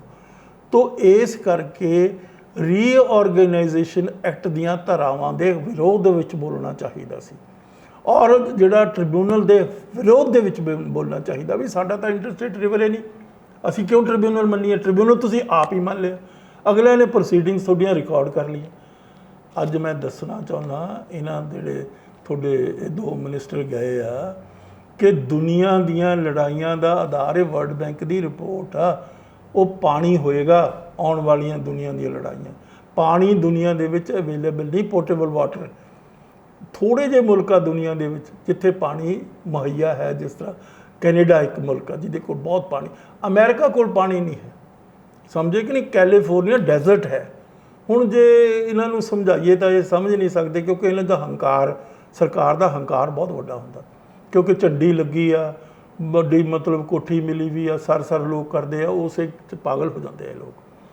ਤੋ ਅੱਜ ਜ਼ਰੂਰਤ ਹੈ ਕਿ ਇਹਨਾਂ ਲੀਡਰਾਂ ਨੂੰ ਮਤਲਬ ਤੇ ਖਾਸ ਤੌਰ 'ਤੇ ਉਹਨਾਂ ਜਰਨਲਿਸਟਾਂ ਨੂੰ ਜਿਹੜੇ ਹੰਕਾਰ ਦੇ ਮਾਰੇ ਹੋਏ ਆ, ਜਿਹੜੇ ਕਿਸੇ ਗੱਲ ਨੂੰ ਸਮਝਣ ਨੂੰ ਤਿਆਰ ਨਹੀਂ, ਮੈਂ ਸਾਰੇ ਉਹਨਾਂ ਜਰਨਲਿਸਟਾਂ ਨੂੰ ਜਿਹੜੇ ਗੱਲ ਇਹ ਕਰਦੇ ਆ, question of distribution of river waters, it is not a question of distribution of river waters, it is not a question of sharing of river waters, ਦੋ ਲਫ਼ਜ਼ यूज़ ਕਰਦੇ, it is a question of implementation of Indian constitution, ਸਮਝੇ कि नहीं। Sharing ਤਾਂ ਹੋ ਗਈ ਹੈ, ਸਮਝੇ कि नहीं, डिस्ट्रीब्यूशन भी हो चुकी है। डिस्ट्रीब्यूशन किस चीज़ ਦੀ, ਜਿਹੜਾ ਸੋਵਰਨ ਰਾਈਟ ਤਾਂ ਤੁਹਾਡਾ ਪਾਣੀ ਦੇ ਉੱਤੇ, ਡਿਸਟ੍ਰੀਬਿਊਸ਼ਨ ਸੈਂਟਰ ਤੁਸੀਂ ਸੈਂਟਰ ਕਰੋਗੇ ਤੁਹਾਡੀ ਡਿਸਟ੍ਰੀਬਿਊਸ਼ਨ। ਸ਼ਰਮ ਕਰੋ ਜਦੋਂ ਕੋਈ ਲਫ਼ਜ਼ ਇਸ ਕਿਸਮ ਦੇ ਤੁਸੀਂ ਇਸਤੇਮਾਲ ਕਰਦੇ। ਮੈਂ ਜਰਨਲਿਸਟਾਂ ਦੇ ਮੂੰਹ 'ਤੇ ਚਪੇੜ ਵੀ ਮਾਰ ਰਿਹਾ ਗੱਲ ਕਹਿ ਕੇ, ਖਾਸ ਤੌਰ 'ਤੇ ਪੋਲੀਟੀਸ਼ੀਅਨਾਂ ਨੂੰ ਵੀ ਮੈਂ ਵਾਰਨ ਕਰ ਰਿਹਾ ਵੀ ਇਹਦੀ ਲੈਂਗੁਏਜ ਦੀ ਇੱਕ ਬੜੀ ਅਹਿਮੀਅਤ ਹੁੰਦੀ ਹੈ, ਕਿਸ ਕਿਸਮ ਦਾ ਈਡੀਅਮ, ਕਿਸ ਕਿਸਮ ਦੀ ਲੈਂਗੁਏਜ ਤੁਸੀਂ ਯੂਜ਼ ਕਰਨੀ ਹੈ। ਤੋ ਸਮਝਦੇ ਨਾ ਮੇਰੀ ਗੱਲ। ਤੋ ਇਸ ਕਰਕੇ ਮੈਂ ਸੁਚੇਤ ਕਰਨਾ ਚਾਹੁੰਦਾ, ਮੈਂ ਡਿਬੇਟ ਕਰ ਸਕਦਾ ਕਿਸੇ ਵੀ ਦੁਨੀਆ ਦੇ ਪਲੇਟਫਾਰਮ 'ਤੇ ਮੈਨੂੰ ਲੈ ਕੇ ਖੜਾ ਕਰ ਦੋ। ਹੋਇਆ ਕੀ, ਜਦੋਂ ਇਹ ਸਾਰੀ ਗੱਲ ਹੋ ਗਈ ਤਾਂ ਇੰਦਰਾ ਗਾਂਧੀ ਤਾਂ ਤੇ ਜਵਾਹਰ ਲਾਲ ਨਹਿਰੂ ਤਾਂ ਤੁਹਾਨੂੰ ਪਤਾ ਸਿੱਖਾਂ ਦੇ ਮਤਲਬ ਜੜੋਂ ਵਿਰੋਧੀ ਸੀਗੇ, ਜੋ ਮੈਂ ਤੁਹਾਨੂੰ ਕੋਟ ਕਰਕੇ ਦਿੱਤਾ ਉਹਦੀ ਕਿਤਾਬ ਆ ਮਾਈ ਟਰੂਥ ਆਟੋਬਾਇਓਗ੍ਰਾਫੀ, ਪੜ੍ਹ ਲਓ ਤੁਸੀਂ। ਉਸ ਤੋਂ ਬਾਅਦ ਕੀ ਹੋਇਆ ਕਿ ਜਦੋਂ ਜਨਤਾ ਸਰਕਾਰ ਬਣੀ ਤਾਂ ਜਿਹੜੇ ਪੰਜਾਬ ਦੇ ਰਿਪਰੈਜ਼ੈਂਟੇਟਿਵ ਸੀ ਉਹਨਾਂ ਨੇ ਇਹ ਆਵਾਜ਼ ਬੁਲੰਦ ਕੀਤੀ ਸੈਂਟਰ ਦੇ ਕੋਲ ਕਿ ਭਾਈ ਸਾਡੇ ਨਾਲ ਹੋਈ ਆ ਕਨਸਟੀਟਿਊਸ਼ਨਲ ਬੇਇਨਸਾਫੀ। ਹੁਣ ਮੈਂ ਦੱਸਣ ਲੱਗਿਆ, ਸਮਝਾਉਣ ਲੱਗਿਆ ਇਹਨਾਂ ਜਰਨਲਿਸਟਾਂ ਨੂੰ, ਮੂਰਖਾਂ ਨੂੰ ਵੀ, ਔਰ ਨਾਲ ਜਿਹੜੇ ਪੋਲੀਟੀਸ਼ੀਅਨ, ਕਿ ਕੀ ਹੋਇਆ ਕਿ ਉਹਨਾਂ ਨੇ ਜਿਹੜਾ ਇਹ ਗੱਲ ਕਹੀ ਕਿ ਸਾਡੇ ਦੇਖੋ, ਉਹਨੇ ਤਿੰਨੇ ਚੀਫ ਮਿਨਿਸਟਰ ਬੁਲਾ ਲਏ ਮੋਰਾਰਜੀ ਦੇਸਾਈ ਨੇ, ਤਿੰਨੇ ਚੀਫ ਮਿਨਿਸਟਰ, ਹਰਿਆਣਾ ਦਾ, ਰਾਜਸਥਾਨ ਦਾ ਤੇ ਪੰਜਾਬ ਦਾ। ਉਹਨੇ ਕਿਹਾ ਵੀ ਦੱਸੋ ਕੀ ਸਮੱਸਿਆ। ਪੰਜਾਬ ਦਾ ਜਿਹੜਾ ਲੀਡਰ ਸੀ ਉਸਨੇ ਇਹ ਗੱਲ ਕਹੀ, ਦੇਖੋ ਜੀ ਸਾਡੇ ਨਾਲ ਰੀਆਰਗੇਨਾਈਜੇਸ਼ਨ ਐਕਟ ਦੇ ਵਿੱਚ ਧੱਕਾ ਹੋਇਆ, ਅਨਕਨਸਟੀਟਿਊਸ਼ਨਲ ਕਲੌਜ਼ਸ ਹੈਗੀਆਂ ਤਿੰਨੇ, ਅਸੀਂ ਇਸ ਦਾ ਵਿਰੋਧ ਕਰਦੇ ਹਾਂ, ਔਰ ਸਾਡਾ ਪਾਣੀ ਜਿਹੜਾ ਉਹ ਲੈ ਕੇ ਗਏ, ਸਾਡੇ ਦਰਿਆਵਾਂ ਦਾ ਪਾਣੀ। ਉਹਨਾਂ ਨੇ ਆਪਣੀ ਗੱਲ ਕਹੀ। ਉਸ ਤੋਂ ਬਾਅਦ ਮੋਰਾਰਜੀ ਦੇਸਾਈ ਨੇ ਇੱਕ ਸਵਾਲ ਖੜਾ ਕੀਤਾ, ਤਿੰਨੇ ਚੀਫ ਮਿਨਿਸਟਰ ਅੱਗੇ ਬੈਠੇ, ਤੁਹਾਨੂੰ ਪਤਾ ਪ੍ਰਾਈਮ ਮਿਨਿਸਟਰ ਦੇ ਪਿਛਲੇ ਪਾਸੇ ਨਕਸ਼ਾ ਲੱਗਿਆ ਹੁੰਦਾ ਇੰਡੀਆ ਦਾ, ਉਹ ਹਿੰਦੀ 'ਚ ਬੋਲਣ ਲੱਗਿਆ ਵੀ ਆਹ ਨਕਸ਼ੇ ਨੂੰ ਦੇਖੋ ਤੁਸੀਂ, ਭੈਰੋ ਸਿੰਘ ਸ਼ੇਖਾਵਤ ਤੇ ਦੇਵੀ ਲਾਲ ਹਰਿਆਣੇ ਦਾ ਚੀਫ, ਭੈਰੋ ਸਿੰਘ ਸ਼ੇਖਾਵਤ ਸੀਗਾ अपना राजस्थान का चीफ, ये देखो पीछे क्या है, मेरे को बताओ जो पंजाब के दरिया कहीं हरियाणा और राजस्थान को टच करते हैं, उन्हें पीछे उंगली करके के नहीं, चुप करके नहीं कर देना, ये तो रियलिटी है। यही तो मैं कहना, तुसी कहने ना हरजोत बैंस बहुत लायक आदमी सी, जे लायक है तो उन्होंने जोग्राफी तो ही नहीं पता, ਉਹਨੂੰ ਇਸ ਗੱਲ ਦਾ ਅਹਿਸਾਸ ਹੀ ਨਹੀਂ ਵੀ ਪੰਜਾਬ ਦੇ ਦਰਿਆ ਤਾਂ ਉਹਨੂੰ ਟੱਚ ਵੀ ਨਹੀਂ ਕਰਦੇ। ਮੇਰੀ ਗੱਲ ਸਮਝੇ ਨਾ। ਇਸੇ ਤਰੀਕੇ ਨਾਲ ਜਰਨਲਿਸਟ ਆ ਰੰਧਾਵਾ ਅਤੇ ਕੋ ਜਿਹੜਾ ਪੰਨੂ ਆ, ਸਮਝੇ ਕਿ ਨਹੀਂ। ਤਾਂ ਉਹ ਪੰਨੂ ਨਾਲ ਇੰਟਰਵਿਊ 'ਚ ਇਹ ਗੱਲ ਕਹਿ ਰਿਹਾ, ਮੈਨੂੰ ਦੁਨੀਆ ਦਾ ਸਾਰੇ ਪਾਣੀਆਂ ਦੀ ਮਤਲਬ ਬਹੁਤ ਸਟੱਡੀ ਆ, ਮੈਨੂੰ ਬਹੁਤ ਗਿਆਨ ਆ, ਮੈਨੂੰ ਬਹੁਤ ਸੂਝ ਆ, ਮੈਨੂੰ ਬਹੁਤ ਜ਼ਿਆਦਾ ਸਮਝ ਆ। ਇਹ ਗੱਲ ਵੀ ਕਹਿ ਰਿਹਾ ਉੱਥੇ। ਤਾਂ ਮੇਰਾ ਢਿੱਡ ਹੱਸ ਰਿਹਾ ਵੀ ਤੈਨੂੰ ਤਾਂ ABC ਵੀ ਨਹੀਂ ਪਤਾ ਇਸ ਸਮੱਸਿਆ 'ਚ ਕੀ ਹੈਗੀ ਹੈ। ਤਾਂ ਫਿਰ ਉਸਨੇ ਕੀ ਕੀਤਾ, ਮੁਰਾਰਜੀ ਦੇਸਾਈ ਜਿਹੜਾ ਸੀ ਉਹ ਪ੍ਰੀ ਪਾਰਟੀਸ਼ਨ ਟਾਈਮਸ ਤੋਂ ਮੈਜਿਸਟ੍ਰੇਟ ਸੀਗਾ 1947 ਤੋਂ ਪਹਿਲਾਂ। ਉਹਦਾ ਜੁਡੀਸ਼ੀਅਸ ਮਾਈਂਡ ਸੀ, ਫੇਅਰ ਮਾਈਂਡਡ ਸੀ ਕੰਪੈਰੀਟਿਵਲੀ। ਉਸਨੇ ਕਿਹਾ ਵੀ ਫਿਰ ਮੈਂ ਕਨਸਟੀਟਿਊਸ਼ਨਲ ਬੈਂਚ ਆ ਜਿਹੜਾ ਸੁਪਰੀਮ ਕੋਰਟ ਦਾ, ਉਹਨੂੰ ਇਹ ਕੇਸ ਰੈਫਰ ਕਰ ਦੇਣਾ। ਤੁਹਾਨੂੰ ਕੋਈ ਇਤਰਾਜ਼ ਆ? ਉਹ ਕਹਿਣਾ, ਉਹ ਕਿਵੇਂ ਕਹਿ ਸਕਦੇ ਸੀ ਇਤਰਾਜ਼ ਨਹੀਂ? ਵੀ ਇਹ ਕਿਆ ਕਹਿ ਰਹੇ ਆ? ਇਹ ਤਾਂ ਇਹੀ ਕਹਿ ਰਹੇ ਆ ਵੀ ਹਿੰਦੁਸਤਾਨ ਦੇ ਕਨਸਟੀਟਿਊਸ਼ਨ ਦੇ ਮੁਤਾਬਕ, ਹਿੰਦੁਸਤਾਨ ਦੇ ਕਾਨੂੰਨ ਦੇ ਮੁਤਾਬਕ ਹਿੰਦੁਸਤਾਨ ਦੀ ਜੁਡੀਸ਼ਰੀ ਨੂੰ ਰੈਫਰ ਕਰ ਦਿਓ। ਹੈ ਉਹਨੇ ਕਨਸਟੀਟਿਊਸ਼ਨਲ ਬੈਂਚ ਨੂੰ ਰੈਫਰ ਕਰ ਦਿੱਤਾ ਕੇਸ। ਬਦਕਿਸਮਤੀ ਦੇ ਨਾਲ ਜਨਤਾ ਸਰਕਾਰ ਟੁੱਟ ਗਈ ਅਤੇ ਮੁਰਾਰਜੀ ਦੇਸਾਈ ਉੱਤਰ ਗਿਆ ਗੱਦੀ ਤੋਂ। ਫਿਰ ਇਲੈਕਸ਼ਨਾਂ ਹੋਈਆਂ, ਫਿਰ ਇੰਦਰਾ ਗਾਂਧੀ ਹਿੰਦੁਸਤਾਨ ਦੀ ਪ੍ਰਾਈਮ ਮਿਨਿਸਟਰ ਬਣ ਗਈ। ਉਹ ਸੁਪਰੀਮ ਕੋਰਟ ਦਾ ਫੈਸਲਾ ਐਕਸਕਿਊਜ਼ ਆਉਣ ਵਾਲਾ ਸੀ, 100% ਪੰਜਾਬ ਦੇ ਹੱਕ ਵਿੱਚ ਆਉਣਾ ਸੀ ਉਹ ਫੈਸਲਾ। ਔਰ ਤਿੰਨੇ ਧਾਰਾਵਾਂ 78, 79, 80 ਟੁੱਟ ਜਾਣੀਆਂ ਸੀਗੀਆਂ। ਲੇਕਿਨ ਬਦਕਿਸਮਤੀ ਪੰਜਾਬ ਦੀ ਇੰਦਰਾ ਗਾਂਧੀ ਨੇ ਦਰਬਾਰਾ ਸਿੰਘ, ਮੈਂ ਉਹਨੂੰ ਸਿੰਘ ਨਹੀਂ ਕਹਿੰਦਾ, ਦਰਬਾਰਾ ਕਹਿਣਾ, ਉਹ ਬੰਦਾ ਇਸ ਕਿਸਮ ਦਾ ਨਾਲਾਇਕ ਸੀ ਜਿਸ ਕਿਸਮ ਦੇ ਆ ਦੋ ਉੱਤੇ ਗਏ ਆ। ਉਸ ਨੂੰ ਉਸ ਦੇ ਉੱਤੇ ਪ੍ਰੈਸ਼ਰ ਪਾਇਆ ਵੀ ਪਹਿਲਾਂ ਤਾਂ ਉਹ ਕਾਂਗਰਸ ਦਾ ਪ੍ਰਧਾਨ ਵੀ ਸੀ, ਪ੍ਰਦੇਸ਼ ਕਾਂਗਰਸ ਦਾ, ਅਤੇ ਚੀਫ ਮਿਨਿਸਟਰ ਵੀ ਸੀ। ਉਹਨੇ ਥੋੜ੍ਹੀ ਜਿਹੀ ਰਿਲੈਕਟੈਂਸ ਦਿਖਾਈ ਐਟ ਇਨੀਸ਼ੀਅਲ ਸਟੇਜਸ। ਫਿਰ ਉਸਨੇ ਉਸ ਨੂੰ ਪ੍ਰਧਾਨਗੀ ਤੋਂ ਪਰੇ ਕਰਤਾ। ਫਿਰ ਉਸ ਤੋਂ ਬਾਅਦ ਉਸਨੇ ਦੂਸਰੀ ਗੱਲ ਇੰਪੋਰਟੈਂਟ ਕੀ ਕੀਤੀ ਕਿ ਮੈਂ, ਜੇ ਤੂੰ ਹੀਲ ਹੁਜਤ ਕਰੇਗਾ, ਕੇਸ ਵਿਡਰਾ ਨਹੀਂ ਕਰੇਗਾ, ਤਾਂ ਮੈਂ ਤੈਨੂੰ ਚੀਫ ਮਿਨਿਸਟਰੀ ਤੋਂ ਅਲੱਗਾ ਕਰ ਦੂੰਗੀ। ਮਤਲਬ ਇਹ ਉਸ ਵੇਲੇ ਦੇ ਇੱਕ ਅਖਬਾਰ 'ਚ ਛਪੀ, pistol pointed out at the temple of Darbara Singh, idiomatically, ਵੀ ਉਹਦੀ ਖੋਪੜੀ 'ਤੇ ਪਿਸਤੌਲ ਧਰ ਕੇ ਇਹ ਗੱਲ ਮਨਾਈ ਗਈ। ਉਸ ਤੋਂ ਉਸ ਨੇ ਸਰੈਂਡਰ ਕਰਤਾ ਵੀ ਮੈਂ ਚੀਫ ਮਿਨਿਸਟਰ, ਜਿਸ ਤਰ੍ਹਾਂ ਹੁਣ ਭਗਵੰਤ ਮਾਨ ਗਿਰਦਾ ਹੀ ਜਾ ਰਿਹਾ ਨਾ। ਤਾਂ ਇਸੇ ਤਰੀਕੇ ਦੇ ਨਾਲ ਉਸ ਵੇਲੇ ਉਸ ਬੰਦੇ ਨੇ, ਦਰਬਾਰੇ ਨੇ, ਉਹ ਕੇਸ ਵਿਡਰਾ ਕਰ ਲਿਆ ਅਤੇ ਐਗਰੀਮੈਂਟ ਕਰ ਲਿਆ। ਉਹ ਮਤਲਬ ਪੰਜਾਬ ਦੀ ਬਰਬਾਦੀ ਦੀ ਨੀਂਹ ਰੱਖ ਦਿੱਤੀ ਦਰਬਾਰੇ ਨੇ, ਤਬਾਹ ਕਰ ਦਿੱਤਾ ਪੰਜਾਬ ਨੂੰ। ਦੂਸਰੀ ਤਬਾਹੀ ਜਿਹੜੀ ਕੀਤੀ ਉਹ ਲੌਂਗੋਵਾਲ ਨੇ ਕੀਤੀ। ਜਦੋਂ ਐਗਰੀਮੈਂਟ ਕੀਤਾ, ਸਾਰਾ ਮਸਲਾ ਚੱਲਿਆ ਕਿੱਥੋਂ? ਕਪੂਰੀ ਤੋਂ, ਜਿੱਥੇ SYL ਦੀ ਨੀਂਹ ਰੱਖੀ। ਇੰਦਰਾ ਗਾਂਧੀ ਬਜ਼ਿੱਦ ਸੀ ਕਿ ਹਰ ਕੀਮਤ 'ਤੇ ਪੰਜਾਬ ਦਾ ਪਾਣੀ ਲੁੱਟਣਾ, ਹਰ ਕੀਮਤ 'ਤੇ ਸਿੱਖ ਮੈਜੋਰਿਟੀ ਏਰੀਆ ਜਿਹੜਾ ਪੰਜਾਬ ਆ ਉਸ ਨੂੰ ਤਬਾਹ ਕਰਕੇ ਖੁਸ਼ਹਾਲ ਕਰਨਾ ਹਿੰਦੂ ਸਟੇਟਾਂ ਨੂੰ। ਮੈਂ ਤਾਂ ਸਿੱਧਾ ਖੁੱਲ੍ਹਾ ਹੋ ਕੇ ਗੱਲ ਕਰਦਾ, ਹਰਿਆਣਾ, ਰਾਜਸਥਾਨ, ਦਿੱਲੀ ਤੋਂ ਉਸ ਨੇ ਮਤਲਬ ਉਸੇ ਵੇਲੇ ਜਿਹੜੀ ਸੀ ਸਾਰੀ ਮਤਲਬ ਵਿਦਡਰਾ ਕਰਕੇ ਕੇਸ। ਅਤੇ ਫਿਰ ਅਖੀਰ ਦੇ ਵਿੱਚ ਲੌਂਗੋਵਾਲ ਨੇ ਬਰਬਾਦੀ ਕੀਤੀ, ਰਾਜੀਵ ਲੌਂਗੋਵਾਲ ਅਕੋਰਡ ਲਿਖ ਕੇ, ਸਮਝੇ ਕਿ ਨਹੀਂ, ਲਿਖਤੀ ਰੂਪ 9ਵੀਂ ਮੱਧ 'ਚ ਲਿਖ ਕੇ ਦਿੱਤਾ ਵੀ ਅਸੀਂ SYL ਪੱਟ ਕੇ ਦੇਵਾਂਗੇ। ਮੈਂ ਇੱਥੇ ਦੱਸਣਾ ਚਾਹੁੰਦਾ ਤੁਹਾਡੇ ਰਾਹੀਂ, ਤੁਸੀਂ ਹਰਜੋਤ ਬੈਂਸ ਦੀ ਬੜੀ ਤਾਰੀਫ ਕੀਤੀ ਹੈ, ਮੈਂ ਉਹਨੂੰ ਵੀ ਕਨਵੇ ਕਰਨਾ ਚਾਹੁੰਦਾ, ਮੈਂ ਉਹ ਜਰਨਲਿਸਟਾਂ ਨੂੰ ਵੀ ਕਨਵੇ ਕਰਨਾ ਚਾਹੁੰਦਾ ਜਿਨ੍ਹਾਂ ਨੇ ਇਸ ਕਿਸਮ ਦੀ ਬੇਹਰੁਤੀ ਕੀਤੀ ਹੈ ਕਿ ਦੁਨੀਆ ਆਏਗੀ ਚਲੀ ਜਾਏਗੀ, ਪਰ ਦੁਨੀਆ ਦੇ ਵਿੱਚ ਤੁਸੀਂ ਐਸੇ ਫੁੱਟਪ੍ਰਿੰਟਸ ਛੱਡ ਦੋਗੇ, ਲੋਕ ਤੁਹਾਨੂੰ, ਅੱਜ ਬਾਦਲ ਦਾ ਜੋ ਹਾਲ ਆ ਉਸ ਤੋਂ ਬੁਰਾ ਹਾਲ ਤੁਹਾਡਾ ਹੋਏਗਾ, ਉਸ ਤੋਂ ਬੇਰੁਤੀ ਹੋਏਗੀ। You can befool the people half of the time, not whole of the time, whole of the time. Half of the people you can befool, whole of the people you cannot befool whole of the people whole of the time. तो ਜ਼ਰੂਰਤ ਹੈ ਕਿ ਜਿਹੜੇ so called journalist ਆਪਣੇ ਆਪ ਨੂੰ ਸਿੱਖ ਕਹਿੰਦੇ ਆ, ਉਹਨਾਂ ਨੂੰ ਇਹ ਸਮਝ ਹੋਣੀ ਚਾਹੀਦੀ ਹੈ। ਇਹ ਕੁਐਸਚਨ ਆਫ ਡਿਸਟ੍ਰੀਬਿਊਸ਼ਨ ਤੇ ਸ਼ੇਅਰਿੰਗ ਦਾ ਨਹੀਂ ਹੈ, ਇਹ ਕੁਐਸਚਨ ਇਸ ਤੋਂ ਬਹੁਤ ਵੱਡਾ ਹੈਗਾ, ਇਹਨੂੰ ਸਮਝ ਲਓ। ਅੱਜ ਦੁਨੀਆ ਦੇ ਵਿੱਚ ਜਿਹੜੀਆਂ ਲੜਾਈਆਂ ਹੋ ਰਹੀਆਂ ਨਾ, ਇਜ਼ਰਾਈਲ ਅਤੇ ਪੈਲਸਟੀਨ ਦੀ ਲੜਾਈ ਦਾ ਆਧਾਰ ਕੀ ਹੈ? ਪਾਣੀ ਹੈ। ਅੱਜ ਚਾਈਨਾ ਅਤੇ ਇੰਡੀਆ ਦੀ ਜਿਹੜੀ ਲੜਾਈ ਹੈ, ਲੋਕ ਸਮਝਦੇ ਨਹੀਂ। ਅਗਲਿਆਂ ਨੇ ਤਿੱਬਤ ਜਿਹੜੀ ਬਫਰ ਸਟੇਟ ਸੀ ਅੰਗਰੇਜ਼ਾਂ ਨੇ ਰੱਖੀ ਵੀ, ਇੰਡੀਆ ਅਤੇ ਪਾਕਿਸਤਾਨ, ਦਲਾਈ ਲਾਮਾ ਜਿੱਥੋਂ ਆਇਆ, ਉਸ ਦੇ ਵਿੱਚ ਦੁਨੀਆ ਦੇ ਸਭ ਤੋਂ ਵੱਡੇ ਗਲੇਸ਼ੀਅਰਸ ਆ। ਬ੍ਰਹਮਪੁੱਤਰਾ ਉਹਨਾਂ ਨੇ ਕਬਜ਼ੇ 'ਚ ਕਰ ਲਿਆ, ਚੀਨ ਵਾਲਿਆਂ ਨੇ ਉੱਥੇ ਡੈਮ ਬਣਾ ਲਏ ਆ। ਇਸੇ ਤਰੀਕੇ ਦੇ ਨਾਲ ਜਿਹੜਾ ਲੱਦਾਖ ਹੈ, ਉਸ ਦੇ ਵਿੱਚ ਬਹੁਤ ਬੜੇ ਸਰੋਤ ਆ ਪਾਣੀ ਦੇ। ਉਹਦੇ ਦੇਖਿਆ ਨਹਿਰਾਂ ਕਿੰਨੀਆਂ ਸਟਰੋਂਗ ਚੱਲਦੀਆਂ, ਬੰਦਿਆਂ ਨੂੰ ਬਹਾ ਕੇ ਲੈ ਗਿਆ, ਕਿੰਨੇ ਫੌਜੀ ਮਰ ਗਏ ਜਦੋਂ ਲੜਾਈ ਹੋਈ। ਉਹ ਪਾਣੀਆਂ ਦਾ ਮਸਲਾ ਟੈਰੀਟਰੀ ਕੁਛ ਵੀ ਨਹੀਂ ਹੈ। ਟੈਰੀਟਰੀ ਨਾਲੋਂ much more important portable water ਹੈ, ਪੀਣ ਯੋਗ ਪਾਣੀ। ਤੋ ਅੱਜ ਦੁਨੀਆ ਦੀਆਂ ਜੋ ਲੜਾਈਆਂ ਹੋਣਗੀਆਂ, ਜੋ ਗੱਲ ਹੋ ਰਹੀ ਆ, ਮੈਂ ਇੱਥੇ ਦੱਸਣਾ ਚਾਹੁੰਦਾ ਉਹਨਾਂ ਜਿਹੜੇ ਆਪਣੇ ਆਪ ਨੂੰ ਬਹੁਤ ਹੰਕਾਰ ਦੇ ਵਿੱਚ ਆਏ ਵੇ ਜਰਨਲਿਸਟ ਇਹ ਸਮਝਦੇ ਆ, ਅਮਰੀਕਾ ਨੇ ਪਾਣੀ ਮੰਗਿਆ ਸੀ ਕੈਨੇਡਾ ਤੋਂ, ਸਮਝੇ ਕਿ ਨਹੀਂ। ਕੈਨੇਡਾ ਕੋਲ ਬਹੁਤ ਸਰਪਲਸ ਵਾਟਰ, ਉਹਨਾਂ ਕੋਲ ਬੜੀਆਂ ਫਸਟ ਕਲਾਸ ਲੇਕਾਂ ਹੈਗੀਆਂ, ਬਹੁਤ ਬੜੀ ਲੇਕਸ ਹੈਗੀਆਂ। ਉਹਨਾਂ ਨੇ ਜਦੋਂ ਪਾਣੀ ਮੰਗਿਆ ਤਾਂ ਕੈਨੇਡਾ ਵਾਲੇ ਕਹਿੰਦੇ you can have as much gold as you want, you can have as much silver as you want, you can have as much oil you want, you can have as much lumber you want, ਲੱਕੜ ਨੂੰ lumber ਕਹਿੰਦੇ, but not A drop of water, not A drop of water, ਸਮਝੇ ਕਿ ਨਹੀਂ। ਤੋ ਮੇਰਾ ਮਤਲਬ ਕਹਿਣ ਦਾ, ਜਿਹੜੀਆਂ ਸੁਚੇਤ ਕੌਮਾਂ ਉਹ ਆਪਣਾ ਪਾਣੀ ਨਹੀਂ ਦਿੰਦੀਆਂ, ਉਹ ਆਪਣਾ ਸੋਨਾ ਚਾਂਦੀ ਲੁਟਾ ਸਕਦੀਆਂ, ਉਹ ਆਪਣਾ ਹੋਰ ਚੀਜ਼ਾਂ ਲੁਟਾ ਸਕਦੀਆਂ, ਪਾਣੀ ਇੱਕ ਵਾਰੀ ਲੁੱਟਿਆ ਵਾਪਸ ਨਹੀਂ ਆਉਂਦਾ, ਸਮਝੇ ਕਿ ਨਹੀਂ। ਔਰ ਇੱਥੇ ਖਾਸ ਤੌਰ 'ਤੇ ਮੈਂ ਹੋਰ ਦੱਸਣਾ ਚਾਹੁੰਦਾ ਤੁਹਾਡੇ ਸਰੋਤਿਆਂ ਨੂੰ ਕਿ ਜਿਹੜੇ ਹੈਗੇ ਆ ਨਾ, ਜਿਤਨੀ ਮਿਕਦਾਰ ਦੇ ਵਿੱਚ ਪੰਜਾਬ ਦੇ ਦਰਿਆਵਾਂ ਦਾ ਪਾਣੀ ਰਾਜਸਥਾਨ, ਹਰਿਆਣਾ ਤੇ ਦਿੱਲੀ ਜਾ ਰਿਹਾ, ਉਸੇ ਮਿਕਦਾਰ ਦੇ ਨਾਲ ਪਨ ਬਿਜਲੀ ਜਾ ਰਹੀ ਹੈ, ਹਾਈਡਲ ਪਾਵਰ ਜਿਸ ਨੂੰ ਕਹਿੰਦੇ।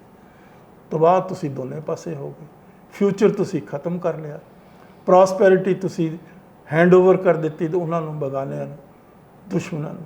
ਤੋ ਆਹ ਤੁਹਾਡੀ ਸਥਿਤੀ ਆ, ਆਹ ਤੁਹਾਡੇ ਜਰਨਲਿਸਟ ਆ, ਆਹ ਤੁਹਾਡੇ ਸਿਆਸਤਦਾਨ ਆ।